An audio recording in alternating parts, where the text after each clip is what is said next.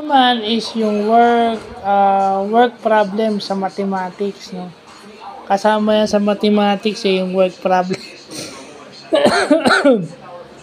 So siguro kung may internet na nung NSAT, nung fourth year high school ako, siguro madaling-madali at may cellphone ako na kagaya ng cellphone na ginagamit ko ngayon, siguro napakadali.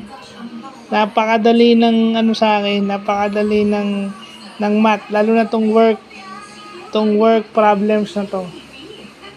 Yung rate times time is equal to work done, also known as work problems sa mathematics. So yan. So ang gagawin mo lang, i-multiply mo sila, numerator, and then yung denominator, ipagpa-plus mo sila. Kung ano yung lalabas, number of days. So, eto sarili example na yung ginawa ko. 2.6 days or 2 and 1/3 of a day.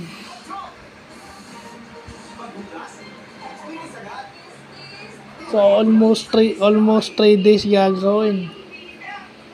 Siguro, 2 araw at kalahati. Yung pangatlong araw, kalahating araw na lang ang ibig sabihin. So, yun ang ibig sabihin niya. So, yun lang po.